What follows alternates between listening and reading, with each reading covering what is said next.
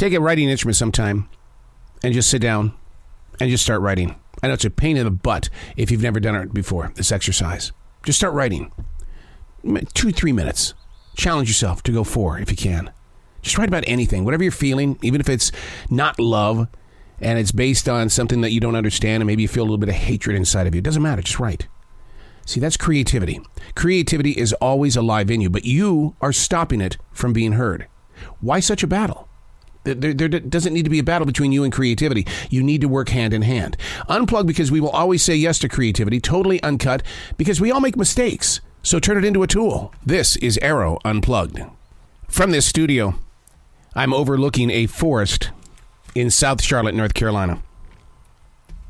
It's about 62 degrees this morning. It's February and it's 62 degrees. That's a little bit too high, if you ask me. Little bit too high.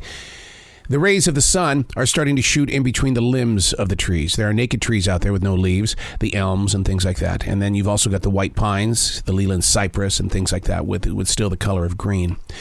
But the forest is very much alive. The deer have been walking to and from different areas from the lake. I can see the lake from here. I can see the creek, the tall grasses, some that are still yellowed, others that refuse to turn any color, but just something positive for a poet that's just walking by. But just take the time to look through your eyes and see what the world is offering you. Is that too much weight? Is that too much to think about?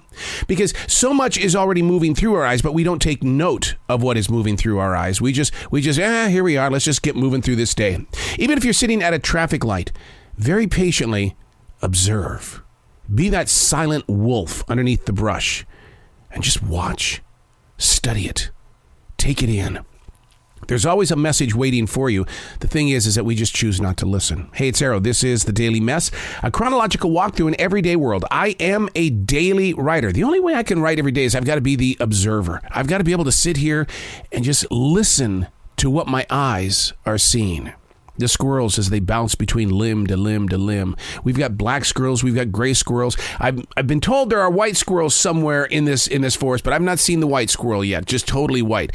Maybe one day I'll be blessed with that opportunity. But it's just taking everything in and just allowing it to move through your system of choice. It's called mindfulness. Just document it. This is The Daily Mess. A red-tailed hawk greeted Jazzy and I at the sunrise early this morning. The beautiful creation stood with pride on that tree limb. It must have been maybe 5 or 6 feet from our nearest touch. Well, with nature, no human words are ever spoken. Jazzy, myself, and the hawk. We just stood there looking at each other through the eyes. Not a standoff, but allowing each other's presence to invite the beauty of an unwritten moment. But let's look into this. Spiritually speaking, and I do study Native American spirituality and animal speak. The hawk, what does it mean, right? Well, it reminds us of how we are caught up in too many things. Stay alert and stay focused. More importantly, stop trying to change others. Work on accepting the way things are. That's what the hawk means. And so you sit back and you go, really? Okay, let me read this again. The hawk reminds us of how we are caught up in too many things. Oh, that's me all the way. I live a life of windows, and what I mean by that is that if there's an open space on my Google Calendar, I'm going to fill it up with something. Stay alert and stay focused. That right there is probably one of the biggest ones because I can get lost in a thought and totally take my mind completely away from where we are. And here's how I'm able to do that. I study and I practice Nidra meditation. With Nidra, I'm able to put myself in a place of unbelievable. I wish I could share with you the enormous amount of peace that just goes into your body, that you just don't feel like you're here anymore. So being alert and focused is something that I pay close attention to unless I'm meditating with Nidra. Stop trying to change others. I don't know if I try to change others or if I try to influence people to look at their own image in the mirror and realize that candy-coated plastic bathroom mirror smile, we can all tell it's fake. You know, being real means being connected. Being kind of a falsehood is like, I don't know if I know who you are, therefore can I trust you? You can hang out, but you're not really, but I don't want to change anybody. I'm going to let that be your goal, your quest. Change yourself. I'll make you aware, but I'm not going to change you. Work on accepting the way things are.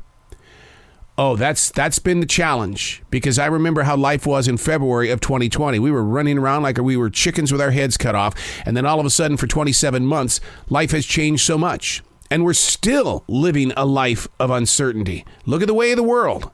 The rumbling changes every day. We don't know when things are going to break out. Jazzy and I, with the hawk, standing there maybe 3 minutes, locked in on each other's energy. If it had been flying around over our heads, I probably would have just kept walking through life. But he was on the limb, maybe 5 or 6 feet from us. And can I tell you how I knew that he was up there? Amazing amounts of hawk poop on the ground. I was like, oh my God, why would you do that? And I heard in my soul at that moment, if that poop is right there, hawk poop, where's the hawk? And so very slowly I look up, and there he is right there. And it's like, wow. See, when you become aware of stupid things like hawk poop on the forest floor, and all of a sudden you have that connection with the hawk, belonging to what is now. Yes, I do study animal speak. It's been my path for nearly 30 years. As humans, we make way too much noise. Maybe it's time you begin a path of just listening. Listening with your eyes. If you see something like hawk poop, take note and just slowly look around, and you'll connect with the moment. I'm Arroe, and that's The Daily Mess.